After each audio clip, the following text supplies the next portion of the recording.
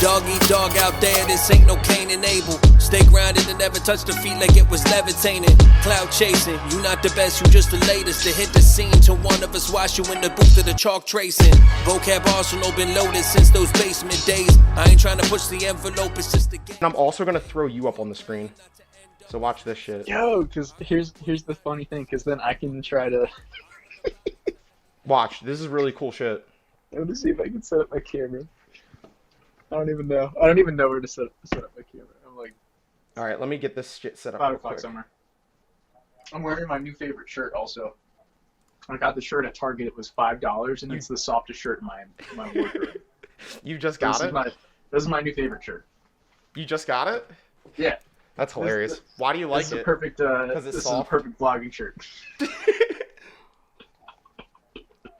I mean, I'm serious. Oh, do you see the room? Do you see the room's all rearranged? I do. I see that. I love how you're having coffee and I'm having cacti, agave. Oh, look what my mom brought home. I told her about this. Wait.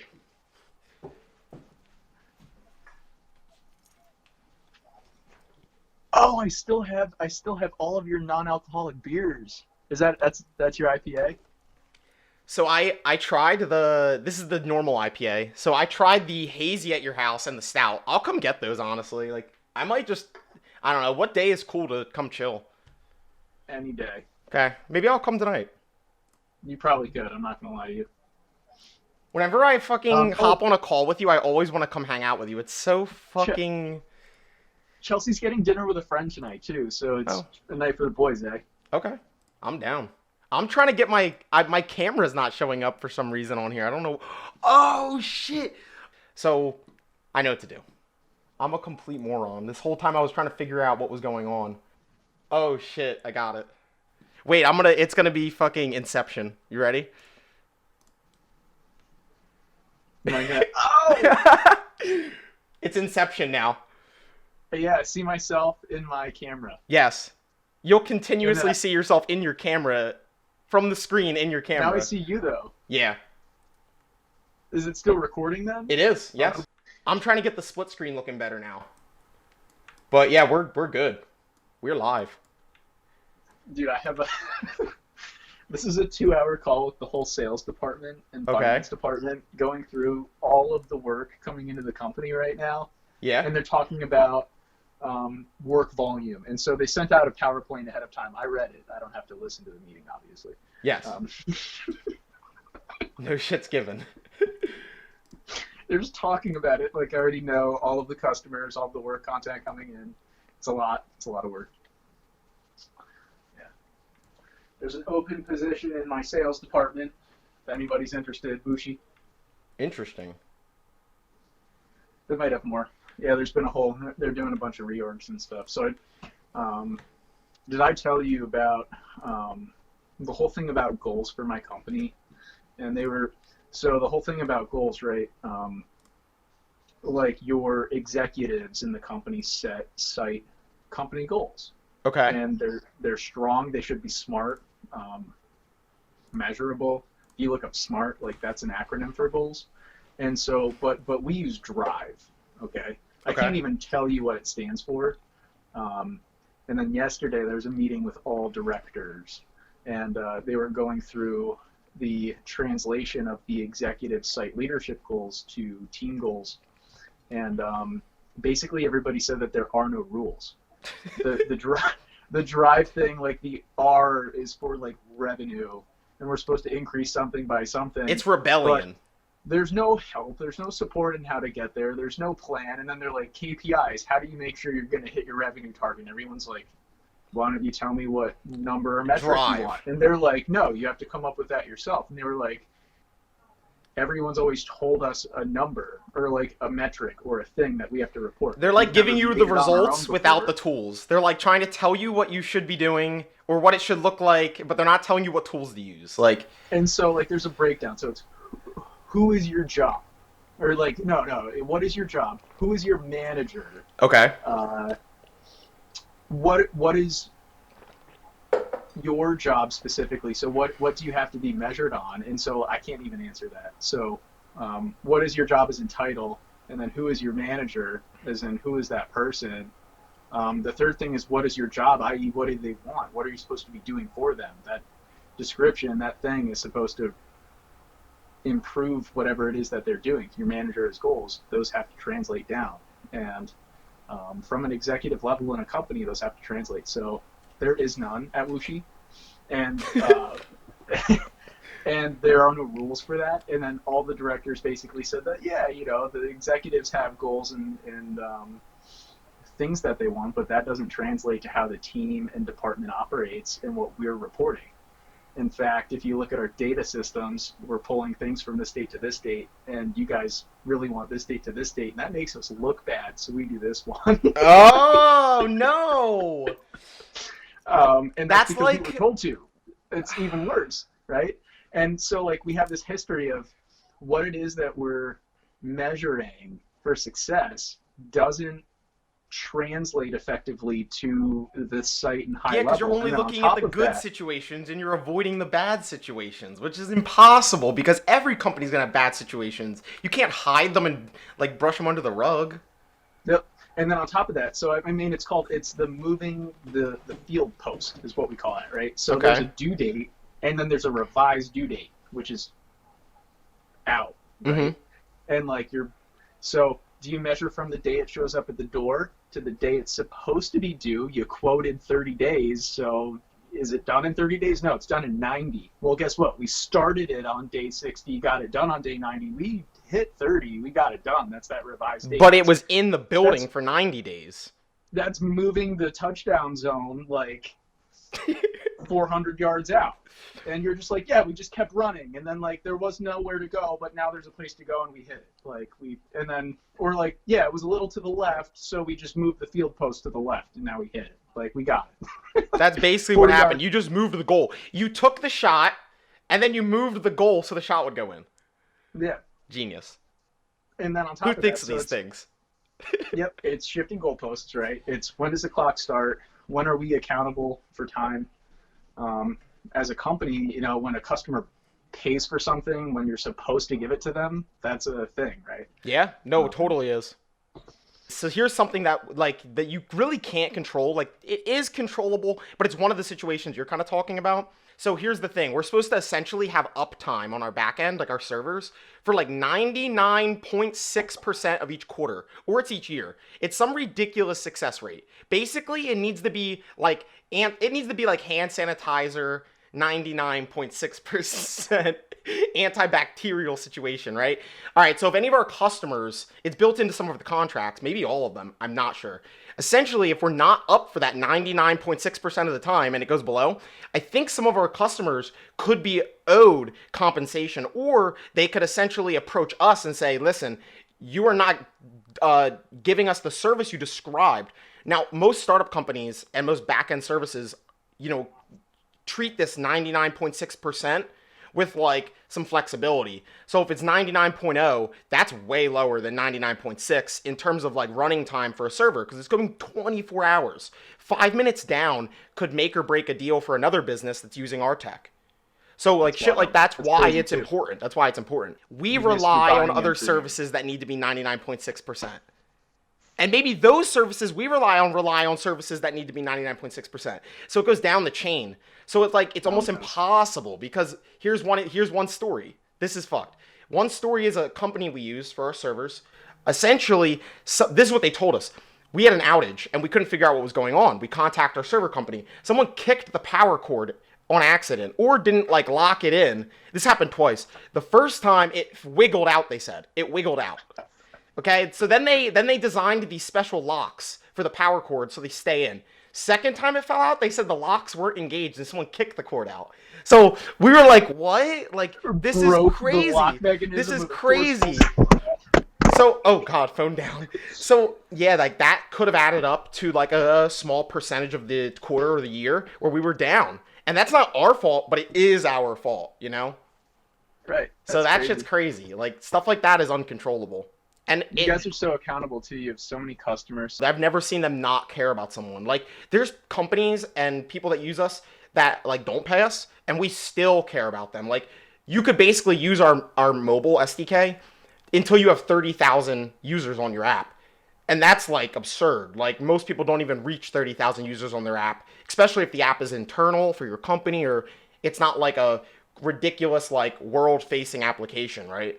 It's like used interior to a company or something that's going to be like a fixed number of people constantly using it. But then you have those clothing companies and all those apps that use a ton of customers, like 2 million people in the app. Like CNN's an example. CNN has tons, millions of people. Like those apps are ridiculous. Man, what a world we live in. Goals. Whatever happened to goals? Whatever happened to like having targets and I don't know. in college it was like get your homework assignments Yeah, done college was easy making goals. It was so easy to make goals in college. weekly, right? Yeah, like Just dude, we had our lists on paper. Like we had our week- clipboards. a week to 2 weeks We had our out, you just had clipboards to with look that bullet far. points, and we're just Yeah. crossing shit off all day. And if I crossed check, off check, a few check, things, dude, it was time to go chill. Class 1, 3 homeworks, check, check, check. Study, check. Yep. Do this thing, check, check, Yep. check. Online math homework, online calculus, check. And then real life, it's like, what am I doing? And then your No manager's one's like, telling me what to do. you should probably do this thing and this thing by the end of the year. And you're like, 2 things? Oh, I have something I want to bring up to you. So And the 2 things 401k. probably like 200 things. 401k. I talked Yeah. to Parth the other day. Parth talked to me about option trading. Basically trying to say, I think the stock's going to stay the same for the next 6 months. I'm going to own this, and I'm going to try and make a couple bucks with this strategy in options trading. Here's another example. I think that the stock's going to go down, Yep. and this thing's going to drop and make me money. Same thing opposite now.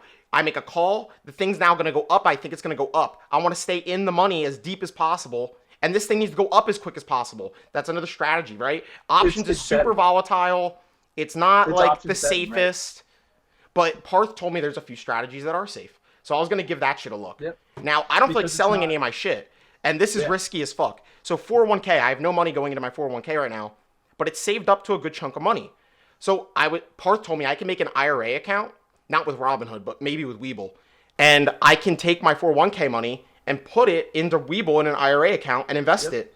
So You it's just gotta- already you gotta invested in talk my to your- 401k. It's just less risky investments. It's gotta talk to Vanguard and your- ETFs, and I don't like that shit. Like, I've spent enough time looking at the market where I feel like I could do something with that money that I have sitting in my 401k. And if I was contributing to it, I'd leave it there. And I talked to my mom about this. We both agreed. Since we're not contributing to it, it's probably a best bet to just shove it into an IRA account, maybe throw it into some tech stocks, move on with my life, and just let it sit there. I can't put it in crypto, and I don't think I want to put it in crypto. But I have enough shit in crypto already that I'm like satisfied with that. But there's a few companies I want to buy some shit of, and this would help a lot. Yeah, two things, right? Like crypto, for one, like you'd have to pull out your 401k and pay taxes and then invest into crypto. So you can't just roll over. Yeah, and I don't want to pay taxes on it. If I set up an IRA account, no taxes. Yeah, and then rolling over. So that's the whole point. Like we all have those like legal jargon terms, and like getting your 401k rolled over into an IRA, even if it's in the company that you have a 401k with. So for example, my company uses Principal, shout out, and they have 401k plans. I'm signed up for one. If I leave the organization, it's going to stay in a 401k. So if I quit my job, if I were to take another job, Yeah, and then that's how what mine happens works is, as well. I can connect this to another company, and it just goes with me. just roll it right over. Yeah, we use a human plan. interest. Yeah, if you call them up, oftentimes it has to be done internally with that company that owns the 401k or has, your plan and your stock, and they'll move it out of those ETFs and whatever the hell else it's in and put it in an IRA, and it's realistic, it's doable, it's something that my ex-boss did. So he took his 401ks from one company, put it in an IRA. Came to the company that I worked for, he quit and left, and then moved that 401k into a different IRA. So he has 2 IRA accounts, but both were 401ks built up from the companies he worked at. Yep, rollovers from the 401k into a new plan. So Makes sense. They do that. Sometimes they might charge a fee, I think, or I don't know. Most times it's pretty simple, and you just got to. If there's even like dude, I'd pay $1,000 fee. I don't give a shit. Yeah. Like $1,000 and not having to pay the taxes will be way more. Like I'll pay $1,000 fee, but it probably won't be that. It'll probably end up being like less than $100 to get it all transferred, or just straight up free. Yeah. So I'm gonna download Webull, Or actually, I just gotta Google some shit and see what app I should download, and then set up the IRA account. That's what I was gonna try to get done this week, along with some of the videos. Yeah. Also, it'd be cool if we posted this anyway.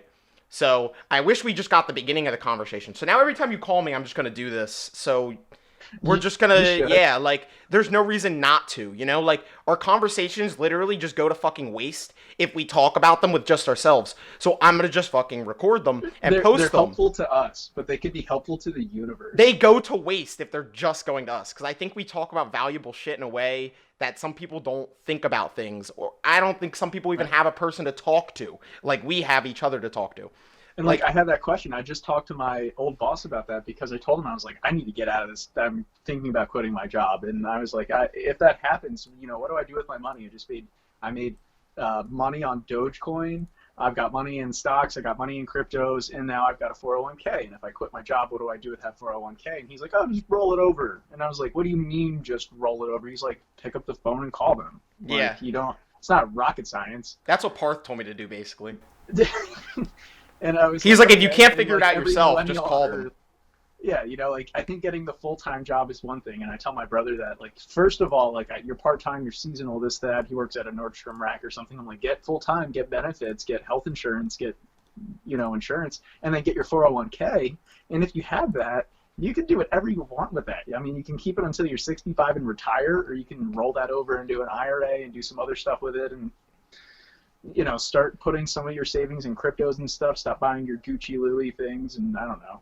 But like he would make more money taking his Gucci belt, not owning it, having that money, and I'm talking blindly, putting it into a stock. Yeah. Literally blindly. He'll have more probability of making money than owning that Gucci belt. That Gucci belt, the only value that Gucci belt has is fake value. Yeah. You want other people to see it, and you want other people to think something that is not true.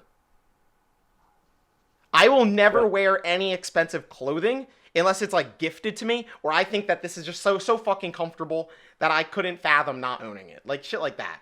But I'm never just going to buy something because of the price tag, and I know when people see me wearing it, it's going to make them think a certain thing.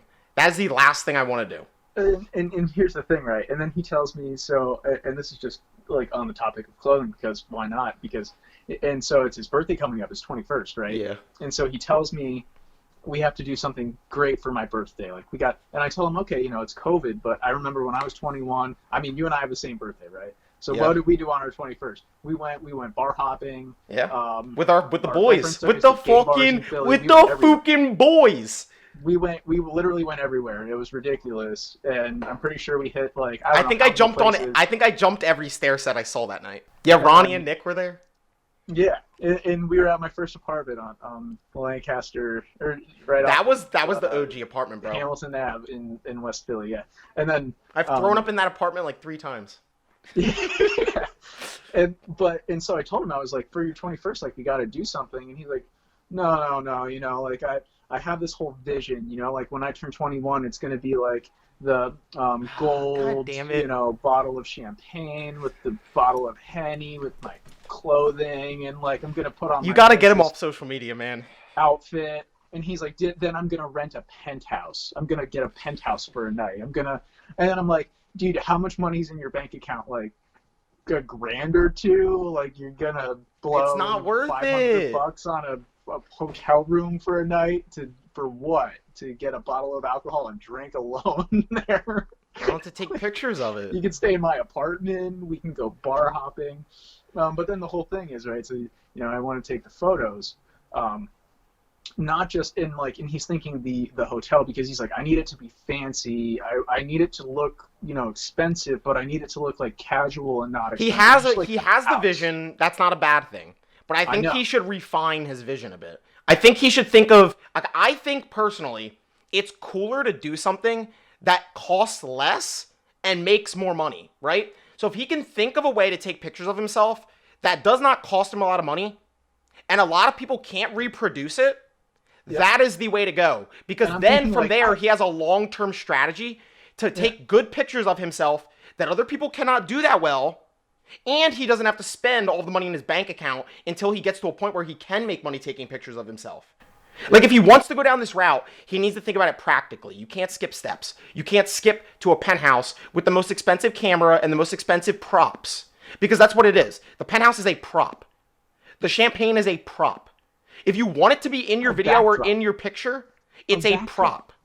It's a backdrop. It's the green screen. Yeah, it is. It is. It's green screen without green screen. Yes. But it's, you know, it's not worth it. Right? I don't know what to do to get him to think that. I don't know if it's, like, I'm not saying I'm trying to, but I wouldn't know what to say. Right? Because, so, like, and we're, what are we, 25, right? Yeah. And he's 21. And so he, like, was born in the year 2000 millennial generation, right? And so, like, he almost doesn't know what it means to live without a phone. The thing is, for him, right, it's social presence. So it's not, so what he was trying to explain to me, I struggle so hard connecting with him and understanding this. He tells me, I need to be somewhere fancy, but it has to look casual and not fancy, like a rich house that doesn't look super rich. He doesn't want it to be try hard. Yeah. I can understand that. I don't want to look like a try hard if I'm trying to do something. You want it to just look like it comes natural. He's like, honestly, I'm going to wear my nicest stuff, so I don't even want to be in public. Like, I'm afraid. I don't want to get, like, because we're just, like, these two white kids, like, smaller white kids. Like, I don't want to get, like, shot up for my clothing. I don't think anyone, I don't know where that worry comes from. I don't think walking around. Yeah, I've seen in a Louis outfit. Yes. That's like saying I have a Bentley. I don't want to drive my Bentley through Philly because someone's going to GTA me out of it. It's not happening. Like, that doesn't happen a lot. I'm like, we can go cheaper like, you can trust me. I know where to go. This is my city. I live here. We can go. And also, it doesn't need to be a penthouse. You could take pictures in nice clothing near, like, a graffitied wall, and it might look badass. Like, Center City is nice as hell too. Center City has tons of shit that would meet the style of nice clothing. Like, you're wearing something nice, you want to take a picture. Center City pretty much got it going. You just got to be creative because everyone knows of Center City. So it's not like you found this valuable spot to take pictures. But if you do it in a certain way, if you edit your pictures a certain way, you could attract people's attention. Like, it's not impossible. You don't need a certain thing. You just have to be creative enough to get people to tune in, like, get people to look at your stuff, get people to think, oh, this is different than what I've seen on the internet. Like, he doesn't need this or that. And honestly, he won't know what he needs until he takes his, like, first set of pictures that actually levels him up. Like, he feels like he leveled up. I don't know when that'll be. I don't do pictures. I don't know when I'm going to feel like I leveled up. When I got my first full-time job, I was nervous. And when I got it and, like, accomplished it and moved to California, that was one of the times I felt like I leveled up. I was like, oh, damn, this is real life now. Like, I'm done college. I moved to California, real life. Yeah. And then, like, for him, I don't know what moment or no one will know what time in your own timeline you're going to be like, this is it. I'm going to keep going down this thing. The level up. See, that's what's so funny. And here, you got to keep trying things. You got to keep trying things. You can't need this and need that and then, like, convince yourself not to do anything. You got to just go try shit no matter what anyone thinks. Like, it could be the dumbest thing ever. Just go do it. If you think of it, just go do it. Write down your ideas. Go try a few of them a day. Yeah, the challenge is, like, what is level up in your heart? Yeah. Or what is level up with social presence? Like, socially on Instagram, on Facebook. Yeah, I got 1,000 likes for the first time. I got 1,000 likes for the first time. Now I feel like I leveled up. That's probably not the greatest long-term accomplishment because likes are likes. They come and go. You could post a picture of a girl's tits and get a lot of likes. You could post a picture of a garbage can and get a little bit of likes. Likes are likes. Who cares? But it's like, I don't know what he needs to feel like good about what he's doing and keep pursuing it. Like, I don't know. I'm glad at least I say this. This is really good progress in general because I remember when I was in your apartment with Chelsea you lived near Drexel Pizza. What road was that on? 33rd, 34th? 33rd, 32nd Street. When you lived on 33rd and we had that phone call, and it was me, you, your dad, and Ryan on the phone. Yeah. And we were basically screaming across the room at each other on the phone. And I remember Ryan was like, I don't know what the fuck to do, blah, blah, blah, blah, blah, blah. He actually has something that he's focusing his thoughts on, which is good. Right. So at least he's calling you, and he's being negative about something that could make him money. Like, that's what I see it like. So, like, I'm trying to think about it in a good way. I think Ryan's making awesome progress in general because of the fact that he found something and he's thinking about it so much that he wants to do so good at it that he wants to go buy a penthouse, rent a penthouse. Like, And that's good. That's good. That's progress. 2 years He's ago. getting creative. But can you be more creative without spending so much money just to get people's short-term attention or, like, to make them think a certain way about you? It's not worth it. It's not worth it. And I was like, look at where you're at, high school, and then people take gap years. People take gap a couple of years. I mean, like, it takes time. Sometimes people don't even go to college. And so he's going down that path, and that's he's been okay. working, he's been saving his money, right? I told him, I said, how much clothing did you have 2 years ago? Think about how much you had a year after. Now think about 2 years, because it's been like 2 years since you graduated high school, right? So like think about like that progression year after year. Yeah. You had 5 articles of clothing at the end of that first year. Now you have 15 or 20, and they're all expensive, nice things, and that's your brand, your like lifestyle. That's what you believe in. Like you want that. You want to manifest it, and like. I get it, but look at the progression. You say you fail, you say you're losing, you're so negative, but like look at where you're at. I remember you telling me that you had $100. That's a good point. That's why people keep like diaries and take notes on their progress. Every day they write something down they got done and write something down maybe they didn't get done and they save it for tomorrow. He should probably start doing that, and also he should start thinking about how he's feeling. He's buying all these clothes, he has all these clothes, and he's still not feeling good. Yep. It correlates. It makes sense. Buying shit helps you in the short term make you feel good because you have this thing that you've wanted. And then once you have it for a few months, it no longer gives you that feeling because it's just an item. It's not something you had to work that hard for. You just kind of clicked a button on a website and it showed up to your house. And like, that's awesome if you want to buy those things. Like, I'm not saying it's bad to buy expensive clothing. What I am saying though, is it's bad to rely on expensive things or buying things to like be happy. So, I don't think, so I get that he's not like satisfied right now because he's not like doing the exact things that he wants, but he also can't keep doing like the same thing and buying new clothes and expecting it to like get him where he needs to be. Like it takes so much more than that. Like your outfit doesn't make you an influencer. You gotta. Yeah, and your pictures don't either. Your followers. pictures you take don't either. Yeah. I mean, don't get me wrong. There's tons of people out there that literally did exactly what Ryan's trying to do. They literally just bought expensive clothes because they had a lot of money, and then they started taking pictures, and they blew up. And like that's like literally a formula. Like that's a way to make yourself a influencer or like blow yourself up on social media. But there's other ways to do it too. And I'd rather do something new and creative and something that stands out because then it'll happen for me a little easier down the road. Instead of in the beginning. In the beginning, it'll be harder, but easier later. Or maybe I'm making that up in my mind. Maybe it would be hard in the beginning and hard later. I don't fucking know. But, have more fun doing it maybe. Maybe then you'll be happier doing it. I'm not sure. I don't know. Yeah. I don't know what the answer is. Because what if Ryan did get his penthouse for his birthday? And what if he did get his champagne and he got all that? Would the next day, would he feel great? I don't know. Would he be like happy for a month straight? You've been drinking since when? Would he be happy for the end of his life? Would he be happy for the end of his life if he did this? Would he be happy for a week? Would he be happy for a month? What would this penthouse and this champagne do for him to make him to like improve his situation? I don't know. And it's just like 21's not that special. Everyone has drinks before they're 20. I mean, most people. I didn't take my 21 that serious. Like I wasn't like not getting sleep the night before, or like during the day, like super pumped and like I'm not doing homework the whole day. I'm pretty sure I did a normal work day. I did all my shit. Whatever I had to get done, I got done. And then when nighttime came, we went out and did our shit. And then you're 25, and then it's 5 o'clock somewhere, and it's not normal, but like there are. Well, I mean, I could pull my shit out. I can do this. I can pull my shit out, but my shit is not even. I'm cheating. I'm a cheater. Oh fuck. I'm a cheater, bro. Wait, look at that. Is that real? No, that's fake. Oh no, this is real, bro. That's a real one right there. You haven't had a sip of alcohol in like months. There's no alcohol. Oh, never mind. There you go. Oh yes, when you said fake, I thought you meant like is that like a fake O'Doul bottle? It's a real O'Doul bottle, but it's no alcohol.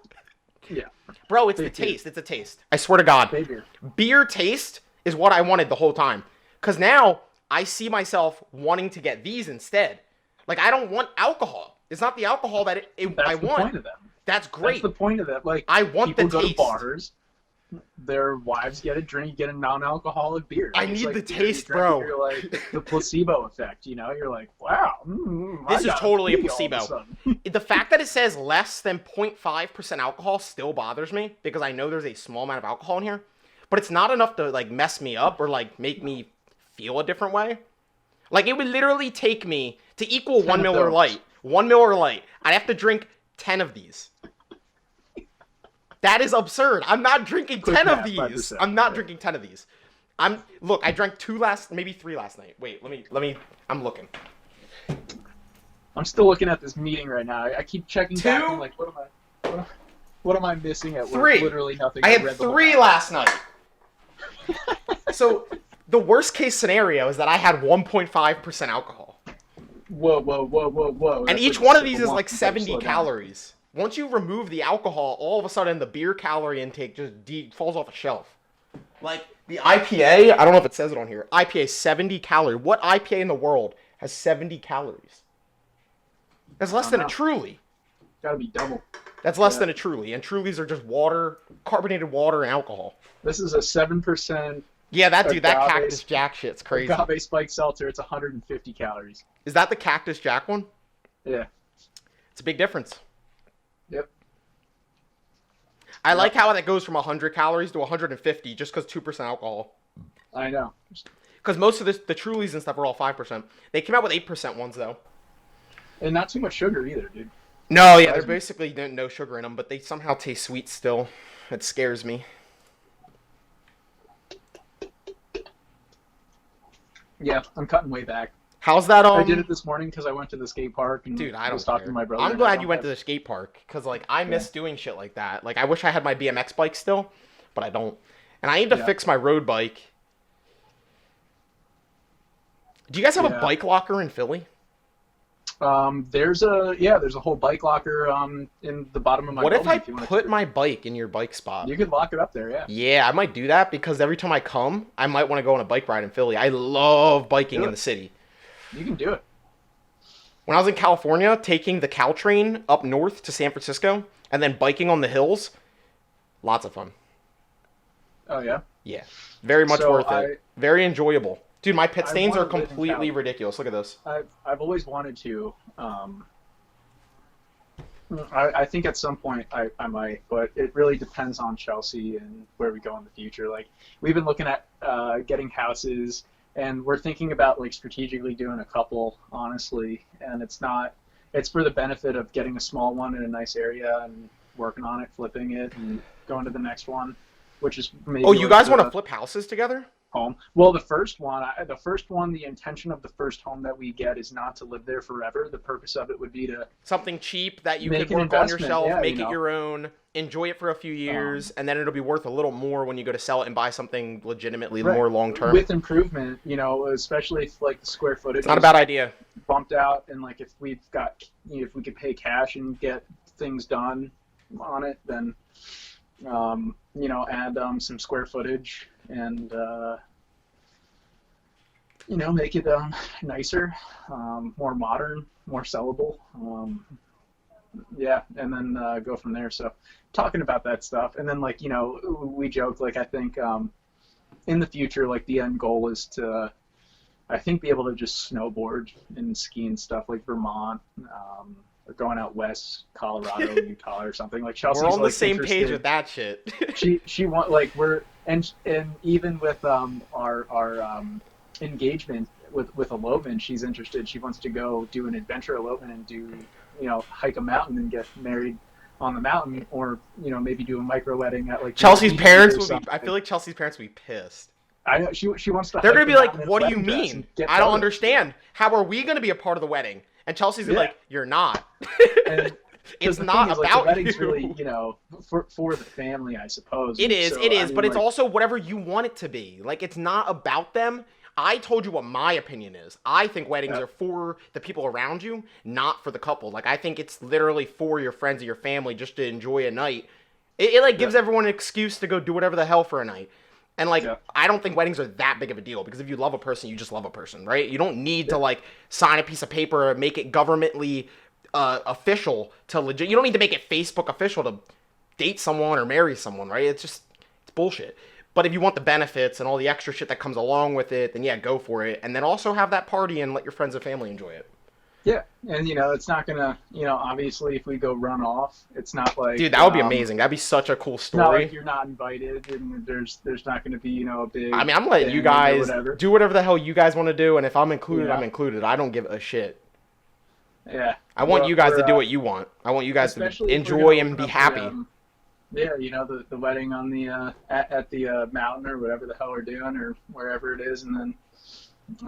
We just go on some hiking adventure and get some photos afterward or whatever the hell happens. But I'll just be your designated cameraman. By the way, I'm buying a new camera soon. After I basically spend a few time, like over time, I'm gonna spend time doing these. Like we could do videos this way. We could do videos with my own shit where I'm making the graphics card video. I'm trying at least. I want it to be funny. That's my problem. I want people to laugh at my shit. I don't want people just to watch it and like think.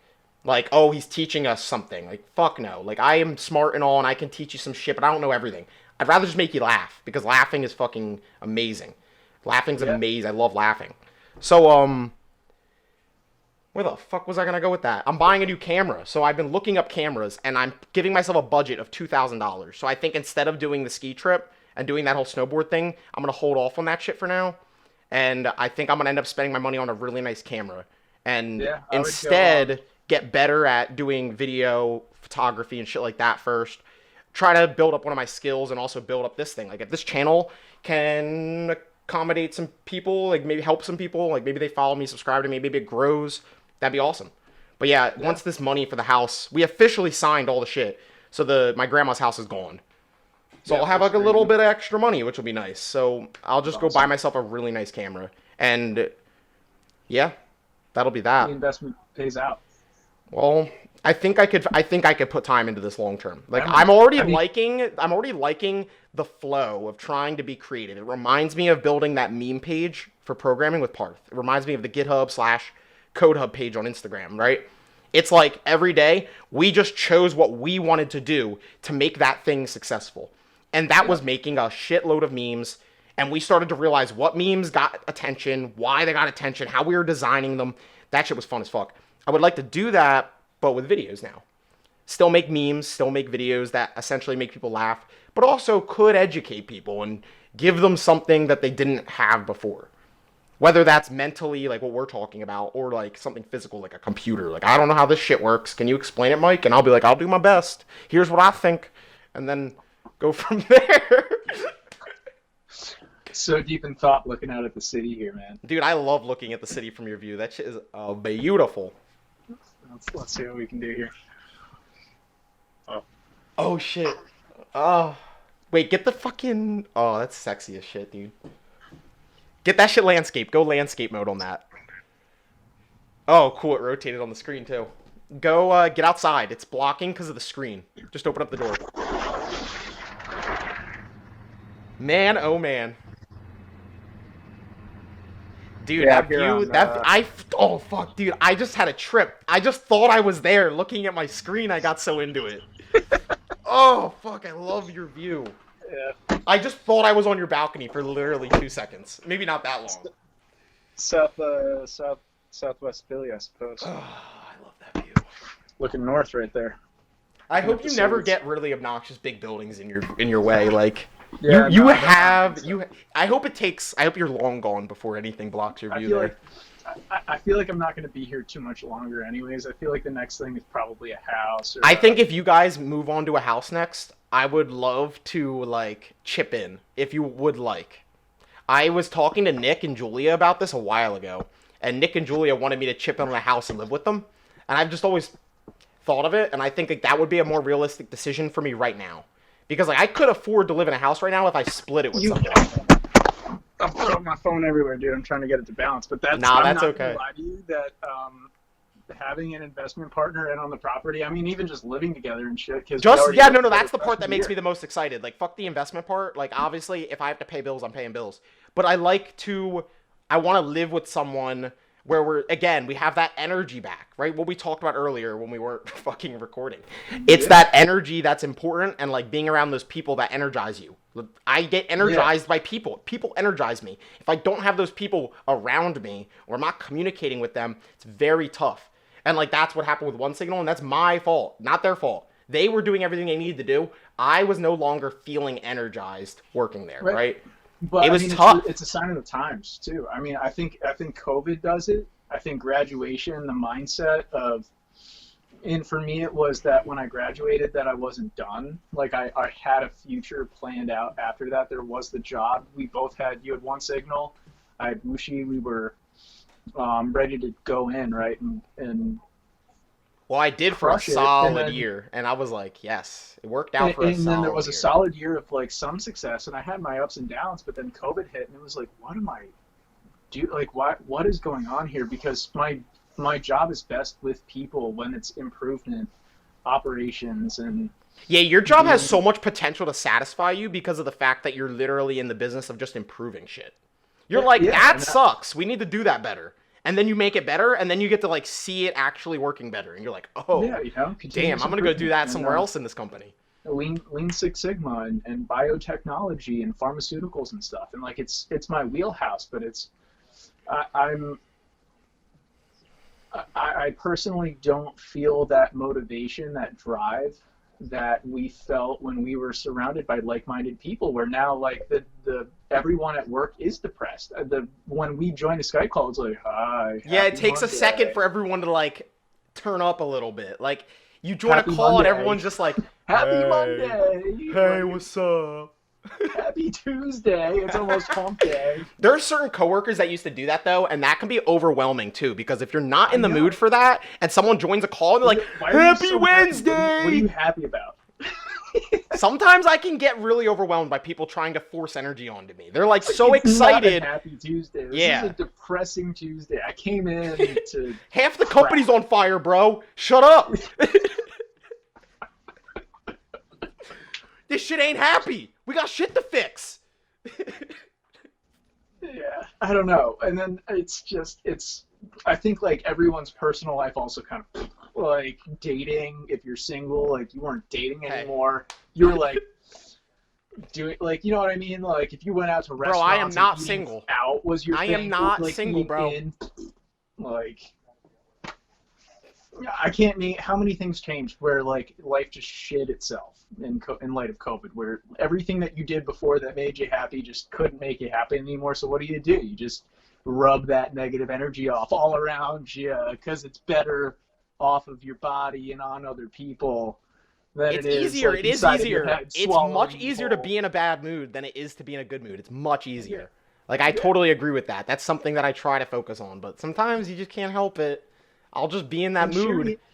Like I think sharing it is something natural. Like when you're upset, like you can't. Like you want someone else to feel upset with you. I totally agree, because then you feel like you're not alone. Understand.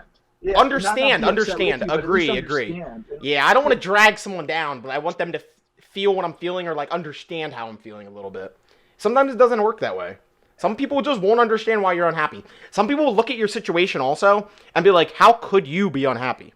Look at you. You could never be unhappy. You're Michael. How could you be unhappy? Shut up, Michael. Stop complaining. And then that happens, and you're like, fuck. What do I do now? I can't go to anyone. You have a job. It's like, okay, did I like any of that? Like, was I forcing myself through that out of my own will because I knew I committed and was screwed?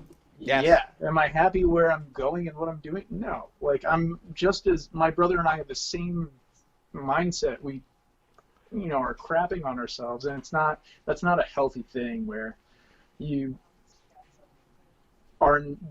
forget the value in what you've accomplished. And my dad was telling me the story. He's like, give me an example of something that you were proud of. You got your Eagle Scout.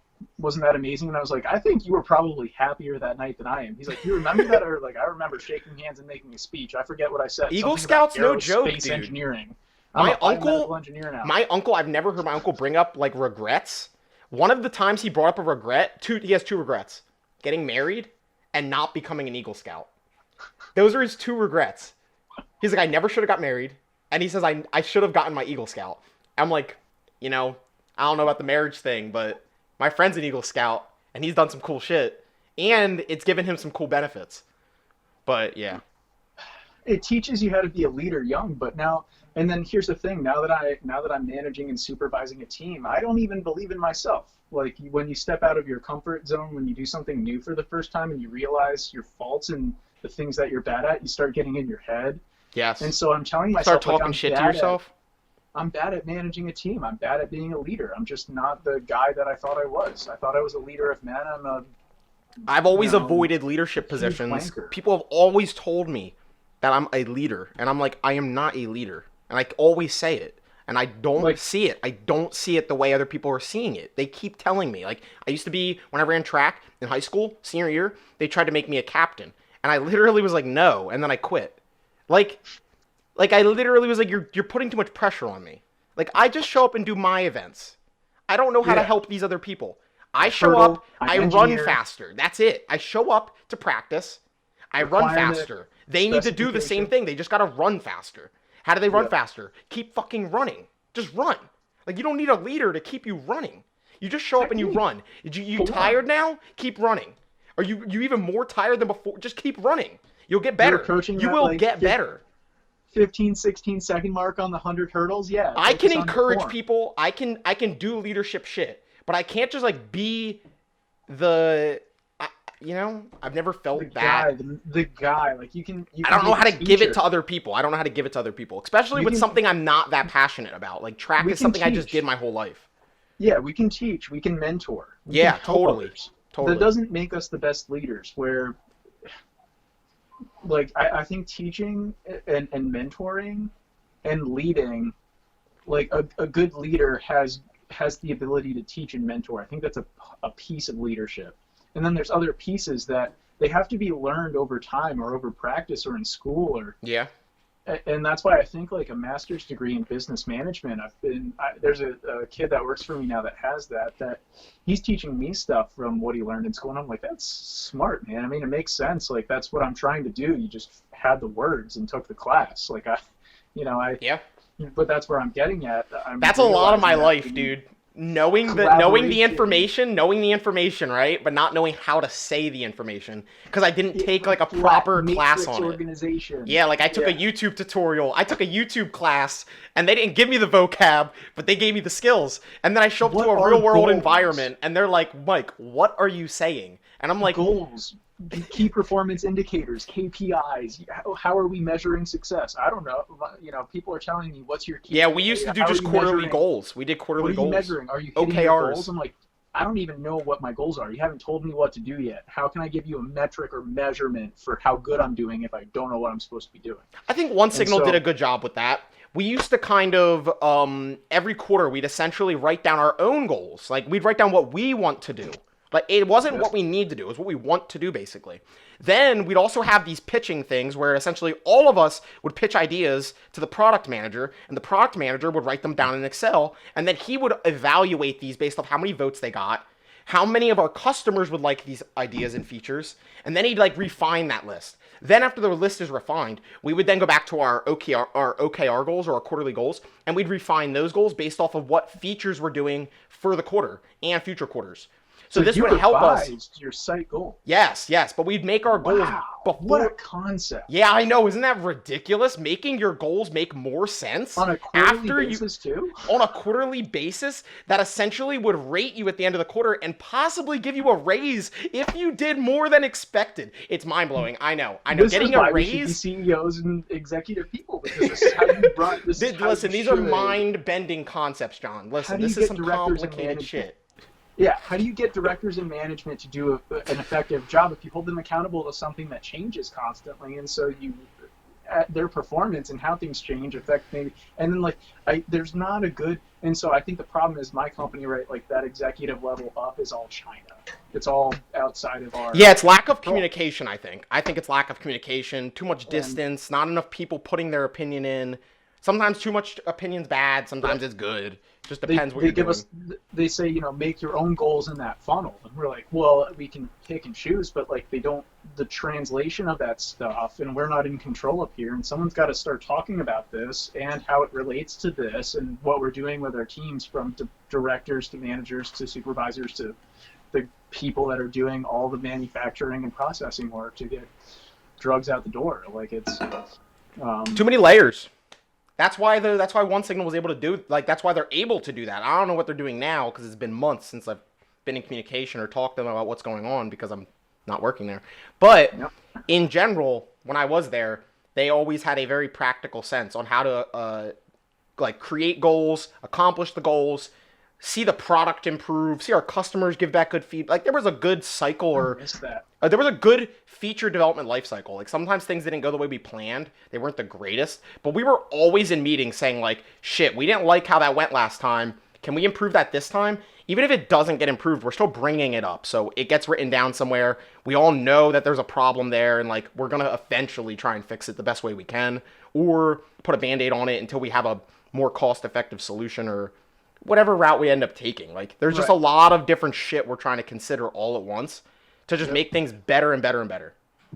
And Band-Aids work, but they do, but that's how startups go because you have less people. Like you have someone who has a bunch of responsibility and they have to take 10% out of their 20% out of their day to patch a Band-Aid on something, because if they do the real fix, it's going to waste a week, and they can't waste a week because we're focusing on something that's due by the end of the week. And if something's due by the end of the week, we don't want to make that person who is expecting that thing unhappy. So then you have to finish that first. So it's all priority. It's all timelines. Now, if that's a free customer, you can kind of have the ability to say, I don't think we need to do this for you right now because you're not paying us. So we're going to go fix that thing instead of just putting a Band-Aid on it. It really depends on what's going on, what you're working on, who is expecting what.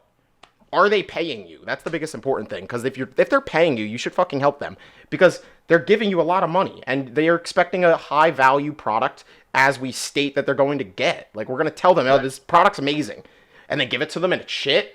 No one wants to do that, because then that's harder for the sales team as well. No salesperson wants to sell a bad product. No sales team wants to have to spend a lot of time on selling a bad product. Like, and that exists everywhere. There's tons of salespeople that spend their entire day selling bad products. And that's because they're just trying to make a company make money, and it's paying everyone's bills, and like no one's putting the real energy and time into solving a problem. Dude, I have so many ideas on this topic that, like, it's killing me. And I'm going to take a bio break really quick. I have to go to the bathroom, too. BRB. Yeah. Bio break. Oh, man.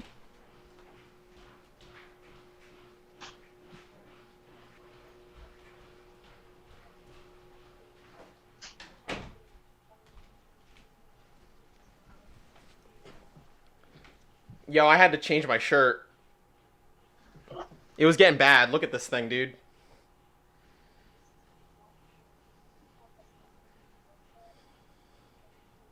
It goes to the sleeves.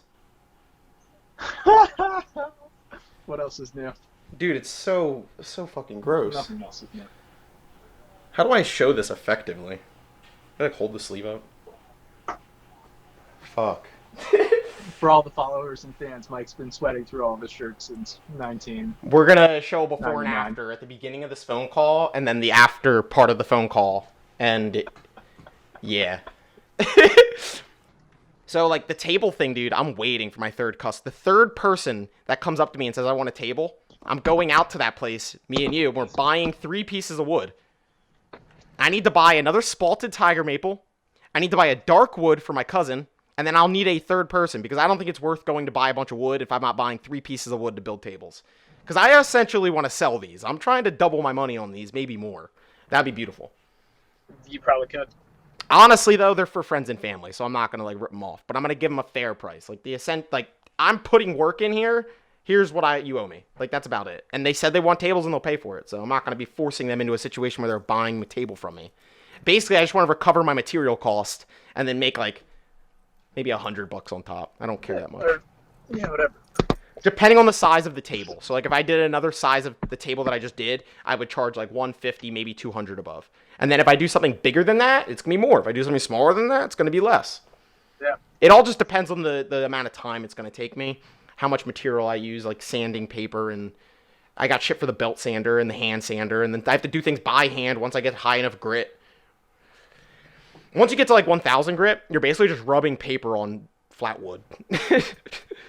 You don't even notice it, but it does make a difference, the 1,000 grit. And then you go to 2,000 grit if you really want to be an asshole, and then you do that for like a fucking 30 minutes, all over the place. The high grit sandpaper is really annoying. It makes your hands super dry. It's so fine that like you rub your hands on it enough and you're like touching it, and if you don't have gloves on, you just destroy your fingertips. Yeah. I mean, I think about my skateboard. Like, I would have calluses here on my That's thumb, sandpaper. throwing the board down. You know, That's black sandpaper. whole day of skateboarding, I'd look down and be like, why am I bleeding from my thumb? I'm like, oh, I must have rubbed all my skin away. So now what I want to do is figure out, I want to make, okay, so I found this, all right, I'm sharing screen again. This is like the last thing I want to show you, because I think I'm going to call this and we're going to stop recording, and then me and you could just fucking chill. But there's a website made by this guy that does YouTube shit, and it's called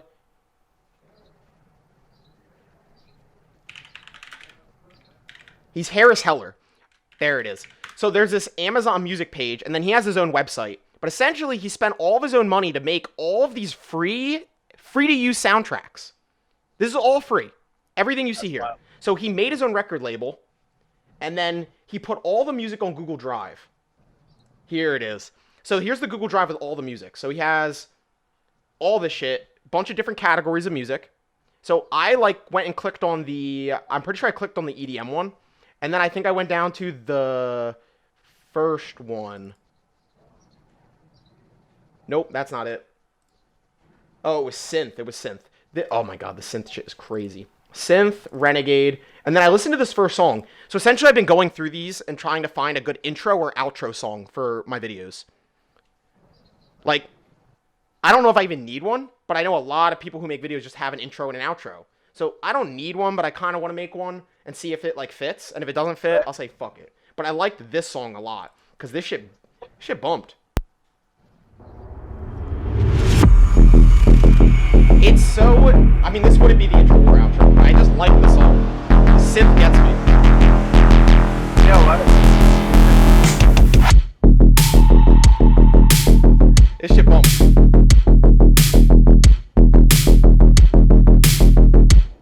Okay.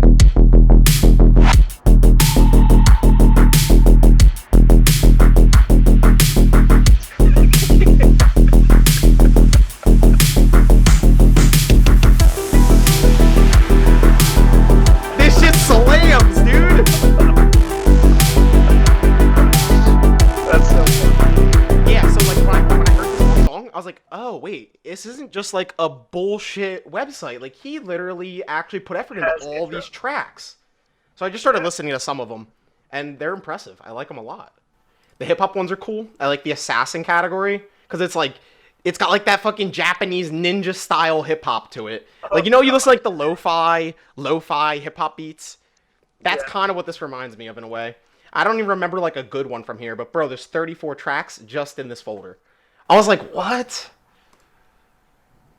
I don't even know what some of these other ones are, but all of them have this is just the hip hop section, has 5 things with like 30 songs in each. We go back, we have Synthwave. Synthwave has 5 things with like 30 songs each.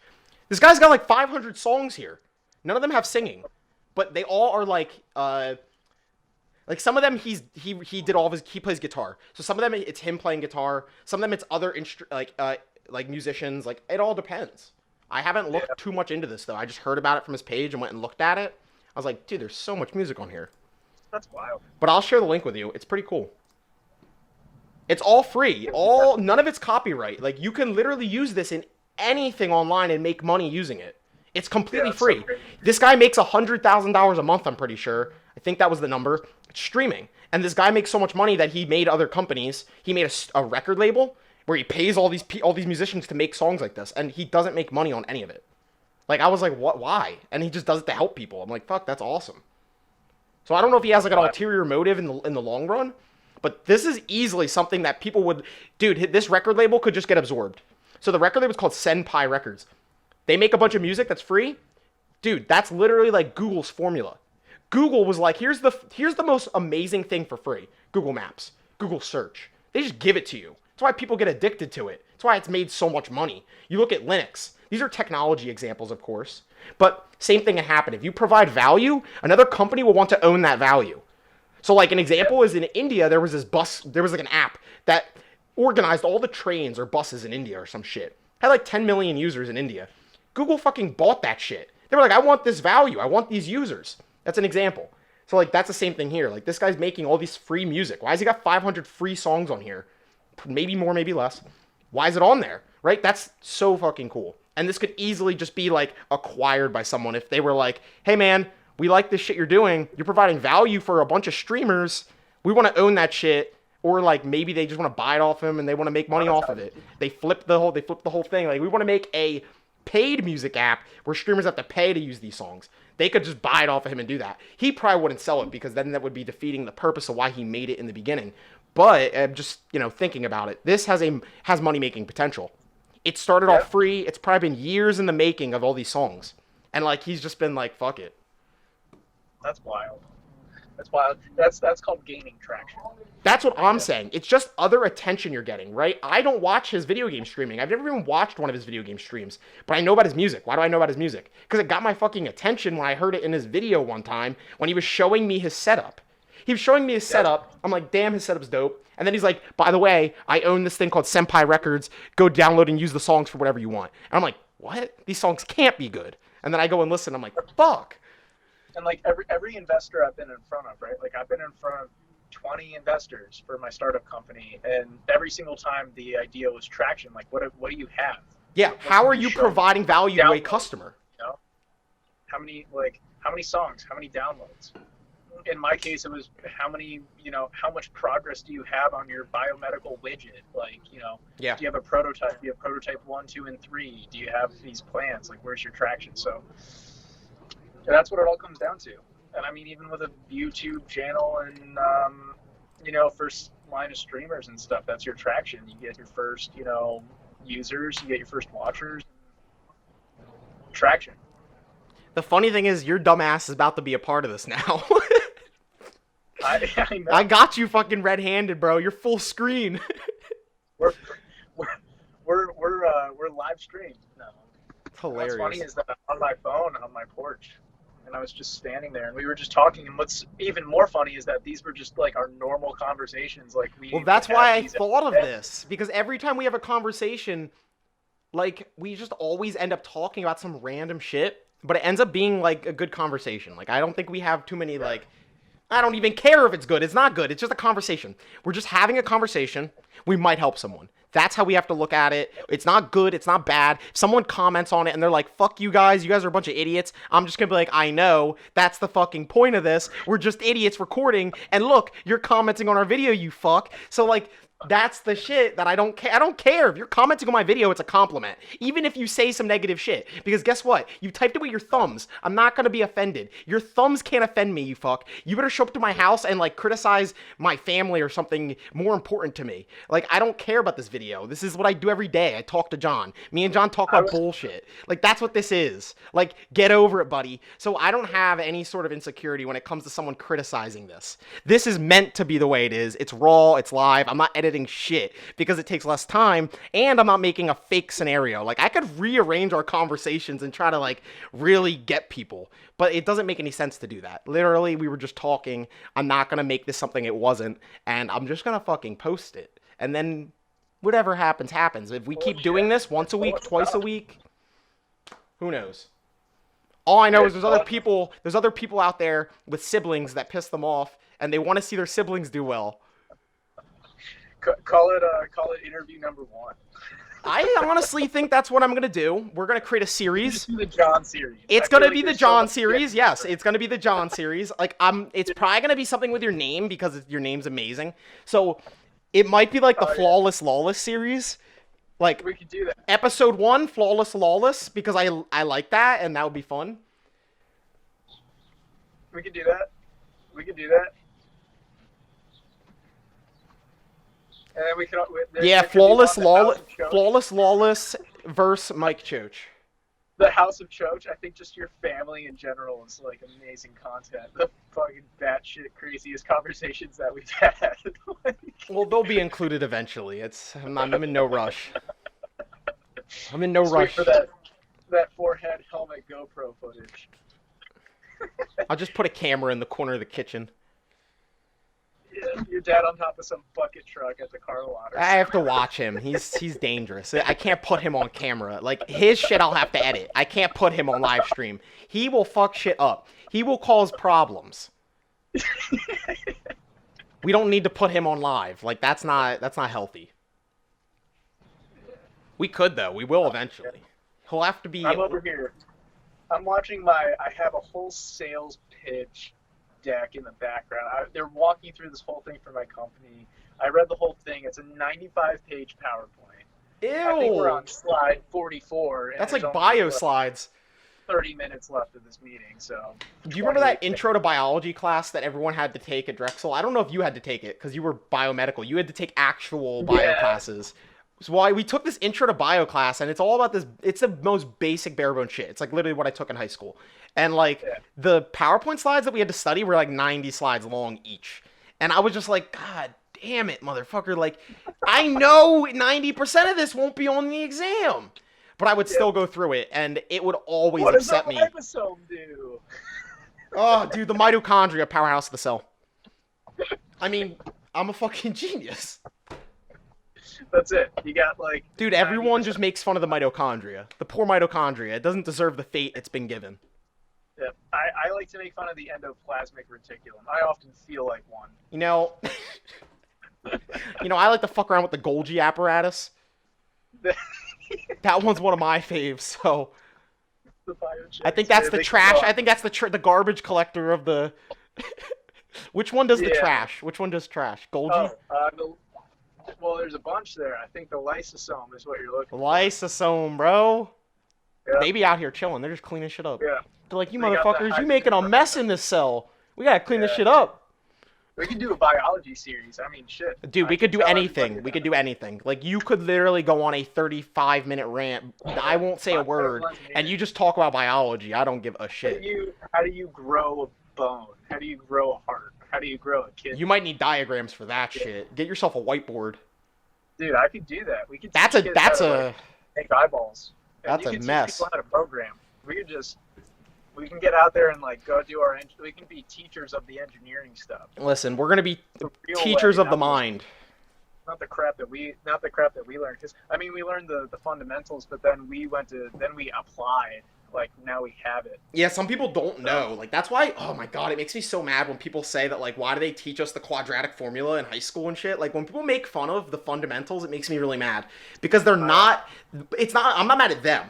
I'm mad at the people teaching it. Because that means they're not giving them the actual real-life examples or usages of this, right? When I started programming, I realized that the whole fucking thing is mostly math. If you're scrolling on a screen, there's literally velocity attached to your finger that keeps track of how fast you're scrolling, you're swiping. This is all equations. As you swipe on a list, it's manipulating that list to move with the speed and velocity of your finger. This is all math. All equations. Everything, all the basic shit you learned in algebra is what's happening here. You scroll with your finger, that is actually math. So, like... People don't understand that the fucking thing in their hand is literally using all the shit you were taught in high school in math classes. Like, it's not like, the most complicated math is not really used because most of it's, like, research-based. Like, it's not fully developed. But if you go back to algebra, algebra's fully fucking developed. There's not a lot of loopholes. Yeah. Algebra applies and works, and it's simple. And most people say it's useless. It's not useless. It's literally how the phone in your hand is doing everything it's doing. Like vector math, lines, yes, and slopes, and acceleration, velocity. We learned that. And all the animations on the screen, you click a button and it bounces. Math. Yep. X squared is acceleration, so you need, and then you're. And there's always a time involved, right? How long should it bounce? So you have t in the equation. You have x for the finger it's moving. Like maybe you're going y and x direction. Now it needs to track a finger in two directions. You probably don't even go acceleration. You probably don't even go second derivative. You just get to x. Like you get to the line. Yeah, like if you're going down, if you're swiping down, you're going to have negative velocity. If you're swiping up, it's going to be positive. Like shit like that. Dude, it makes me upset when people shit on old school math. Like, not old school, but like math they learned when they were younger. Oh, this high school wasted my time. I just needed to know how to write a check. Shut up. MX plus B, dude. What? Yeah, exactly. That's literally used everywhere on the planet. And when you say MX plus B or quadratic formula, people just turn it into a meme. And then everyone joins in and starts shit-talking it.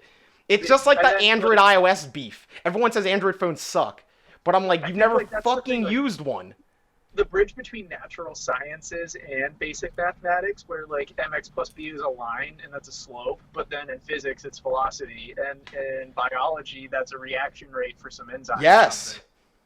And so it's a rate, it's a line, that's a slope, that's a rate. So it could literally interpret anything. It could be the amount of water they're letting out of a dam. It could be the rate at which an air balloon lands on the ground, if it's linear. If it's linear. Something per something. Yes. Yeah. For every value that goes up here, a value will go up here. Yep. Yes. And like, I mean, like, I don't take back the engineering fundamentals. Like, I wouldn't say college was a waste because of that, because it's eye-opening. And like, once you make those relationships, like, the world is your oyster. Like, the problem is the application, the opportunity to apply, the jobs that are doing that stuff. Like, here I am doing biomedical engineering as a degree, right? Like, I learned MX plus B, and most of my job entails Excel files and operations management and a team of wankers that I'm supervising, and we're arguing about goals and what we're supposed to be doing for the year. How do I get my raise? Like, I didn't go to school for that. I didn't, you know what I mean? And so it's like, I'm trying to figure out how to get these people to level up in life and how to succeed as a company and do stuff that's not really biology related. It doesn't. Yeah, like, these are the fundamentals of management that you're missing. Like, you've never taken a management class, have you? Right? No. That's probably where business engineering, that degree, business engineering, that degree probably entails, the fundamentals of engineering. And then on top of that, those business management things, those management courses that are really integral to someone who's going through what you're going through right now, where you have a few people that expect leadership from you. What do I do? What do I do? What do I do? And you're like, fuck, I don't know what to tell them right now. Like, I don't know how to organize myself. I don't know how to help them right now. Shit's crazy. Like, I'm not being told what to do effectively. Yeah, like, you're looking to your leader. Everyone's looking to their leader. And then it's like, when does it stop? And there's a theory out there. It's called rising to the level of incompetence. Interesting. When you work up to a point where you're no longer effective in that role, you're so good at something that you shouldn't leave that. Like, you were a good technician, you worked up to a supervisor, then you're a manager, and you're good at managing. You can run the lab. If you move up to director and you're directing the management teams, you might suck at that. Like, giving them the answers that they need. You were the guy that would find the answers down below, right? Like, and go and do stuff. But now you're up there, you're trying to come up with higher level answers. Maybe you're not good at that, and then you weren't mentored or whatever. So like, for me, I'm working up. Like, I'm already jumping ladders, and I'm probably becoming a director or something. But how do I direct? How do I lead? Someone should mentor and train. Like, where is that? Yeah, I don't know. That doesn't exist in a lot of companies. And if it does exist, it's a person who has a job and they're willing to accept that other piece of the job. Like, they could be a manager themselves and not give a shit about helping people, or they could be a manager and give a shit about helping people, which would extend past their responsibilities already, right? Oh, it looks like John's having trouble as a manager. Let me just try and help him and give him information on what I've been doing as a manager, right? Like, shit like that. And here's what's sad when you ask, like, you're the squeaky wheel. Like, I'm like, yeah, you don't want to be annoying. You don't want to sound like you're complaining. I'm not getting help. Yeah. Even if, like, and I'm not trying to complain. I'm trying to politically say, like, Exactly. I'm just saying internally you might feel like you're complaining. Like, can someone bridge these for me? Can I get answers? Can someone work with me and help me understand how to turn site goals into team and department goals? Can someone help me break down what a SMART goal is versus some really shitty goal? You say you want KPIs. Like, how do I measure success? Well, what does success mean? What am I supposed to be doing? Can someone please clarify? Like, and like, you can go to, this is a science, you can go to school for it, and I'm learning it by learning how not to do it, where I'm getting no support, no one's helping me with it, I'm muddling through that thing. It's just not productive and successful, and it's frustrating. Well, there's a better way. Like, that's why it's bothering you. If it wasn't a better way to do it, it wouldn't bug you. But there's a better way. Yeah, there's a solution to this. Yeah. You just can't do it by yourself. Yeah, and same deal. Like, if you were in that situation, you might get flustered, same as me. But you go in front of like, programming interface, and someone says, Mike, I need you to do this, this, and this with this set of data. You're like, okay, let's get to work. Like, clear objective goal. I've got this crap pile. Yeah, I would ask way more questions, of course. But yes, I get what you're saying. Of course. Yes. But like, when if someone says like, here's what I need from you, I'm going to give you these inputs, can you transform it and turn it into this output? And then there's clarity, you're being asked for that. You can ask the questions, get answers, you can accomplish that. Or just being an engineer, because that goes requirement specification, like, well, it requires current product knowledge, right? Someone that just came onto the team probably couldn't do it. It takes current product knowledge. So I need to understand how the current system works. I need to find a solution that fits with the current way the product works.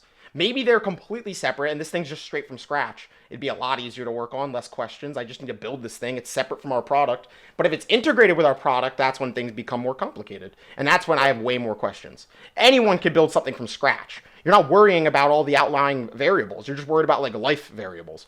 But then once you start to integrate a new feature or a certain feature or an update into a current product or code base, that's where things become far more complicated. And that's kind of what you're dealing with now, just not with code. You're just dealing with it like they have all these ways of functioning as a business and no one's changing these ways and no one's improving on these ways. They just keep doing it this way. And this is the way a lot of companies function and operate because they don't do like continuous improvement. They don't do like one-on-ones or like real legitimate like conversations on how to like make this better, or maybe we don't need to do this thing every time that we keep doing. It's wasting time every day. Like shit like that just needs to be like removed from the equation. Like you're better off spending a month like just erasing these things and then getting back to the normal routine.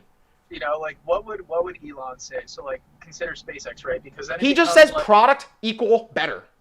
I know, that's it. It's that requirement goes to specification. I have questions, I get answers, right? Yeah, I want to know how. I want to know how his internal workings. Like, how do his employees reach out for help? How do those managers? How many people do those managers have underneath of them and above them? Right. Like, yeah, those are all really important because you see Elon Musk's businesses all succeeding, but you never hear about how the companies function internally. I want to know. That's a good ass fucking point. Because in between, a Falcon 9 blows up, right? Yeah, what does the team do to not let that happen again? What do they do? What do they look at error-wise? How do they improve those errors? Assumptions are made or something's made. Like, does someone make assumptions? Engineers and they know exactly what team to go to. They know exactly who's going to fix that problem, probably. Right. And so engineering makes sense. And now, so I want to know how, like, what an Elon company looks like from an engineering side. I want to know what it looks like from a business side, too. Because it goes from requirement, specification, and then maybe assumptions and problems and shit in between. How do you make the Falcon 9 not blow up? Now let's zoom out. Like, what does a director, executive person in Tesla and SpaceX, whatever, do? So now it's not just requirement and specification. It's a person, a place, a thing, a product. There's quality, there's other stuff, there's team, there's metrics, there's performance, there's other stuff. So it's not just the product, not just engineering, but now the organization, the procedures, the SOPs, the policies, the government regulations, the other stuff, etc., that influence it. And so now you're managing that from one level, and then you've got the people doing it on the other level, like executive versus not, and then there's shit that happens in between. And you said that was a really good example. Like, essentially you have engineering, you have a project that wants to get worked on. You're in a certain state or a certain country, and to get that project started, a business member who's going to be in between that thing that's going to let them do it and the engineering team, that business guy is then going to approach the country, state, or whatever system exists, preventing them from starting this engineering job. They're just going to be like, hey, we need to get this thing figured out. They're going to talk to someone. They're going to understand why they need this thing approved. What does it do? How does it let the engineering team start the project, and why? I guess the Boring Company is probably the best example. SpaceX too, because they're launching a rocket off of Earth, right? Someone's responsible. They can't just fly this thing off of a platform and then it just land on a house. Same thing with the Boring Company. They need to get like actual certifications. They need to be validated. Like, yes, go ahead. You can go dig this 3-story hole underground a city. Go for it. Like, who approves that? You know, like that shit's crazy. So yeah, that is far more complex as like a business requirement passing down to engineers so they can actually start the job, right? They can't just pick it up and go. They can't just like start the machine up and start digging a hole. They can't just light the rocket, let the rocket take off. Engineering, it's designing experiments, playing like SpaceX could have failed off the jump just because they couldn't find a place to launch their rocket that would say yes. Yep. Like, how many times did they fail trying to find a place? Like, they had the money. Where did they find the place to like be like, okay, this is where we're going to build we're going to launch rockets from here. And they're gonna fucking land too. Yep. Yeah, that's ridiculous. For me, like engineering, it's so straightforward. But for business and organization, it like flip a coin. You know, the internal guts. Philly fighting COVID, bro. Every different way. You look at an EV company, electric vehicle company, right? Like the business breakdown, the managers, supervisors, whatever. Maybe there's some similarities, maybe there's differences. You look at something like NIO versus Tesla, whatever, like inner workings, like what those people are doing. They're doing different stuff. No doubt. The process for manufacturing at NIO is probably drastically different from Tesla. They're both making a car, but they have different ways of doing it. Yeah, different manufacturing processes. 100%. And they both have reasons for why they do it that way, because their companies were built off those principles. If they just started rearranging their assembly line, they'd be fucked. They'd be like, oh shit, we didn't plan for this, and we have thousands of people thinking it goes this way, but it actually goes this way. It would take years to transition an entire process like that. I truly think studying the inner workings of business is something that, like, I know that the science is out there. I know that you can read stuff and you can hear about, like, how Apple ran and how Google runs and how, you know, Tesla probably runs. And all that's literally the only information I need to, like, really invest in a company. I don't even care how much money they're making. Well, I just want to know how much attention and time they're putting into their product and, like, the internal matters of the company. Like, if I know those things, I feel very comfortable investing a good chunk of money into a company. Like, I don't need them to be making a shit ton of money now. Like, most people invest in, like, the now. I try to invest, I mean, recently, you know that I've been focusing on investments that are a little more long-term. I don't want a day trade. I don't want a month-to-month trade. I mean, month-to-month, it works sometimes. It just depends, like, how confident and how much risk you want to be a part of. But holding something for more than 6 months is a lot more satisfying because it's less work. You just buy it, you hold it, you forget you fucking own it. Maybe you put 5 or 10 grand into it, and then it doubles in a year. You weren't gonna do shit with that 10 grand to double it. You just put it into something for 6 months and it doubled. Like, that's how I look at it. Like, that's the best strategy in my mind. I don't want to worry every day that I make a certain X amount. I want to just, like, wing it, basically. Like, I don't use investments as my main source of income. Right now, it makes me the most money out of anything I'm doing. But that's not what I'm seeing. That's not what I'm using it for. I'm letting that money sit there. Yeah. I'm just letting that value increase. Let that go. Like, I am not worried about that. I care more about, like, just, like, providing value to other people right now. Like, I want to just talk to you and then post this shit and maybe someone gets something useful out of it. I'd rather do that as, like, something I'm putting more time and attention into because I just like people and I like laughing. Like, I never stop fucking saying that I just love laughing. Laughing is amazing. It has something to go with also, like, what you believe in. Like, if you believe in something, you can just put that money on there and forget about it. And then same deal with making these videos. Like, you can make them and forget about them. Like, but I guess we can end this then because I have to go to the bathroom again. Yeah, I gotta do this thing with my direct report, so it should be a lot of fun. Cool. Yeah. All right, we'll talk. All right, man. Peace out, bro. Love you. Peace. Love you too, man. See ya.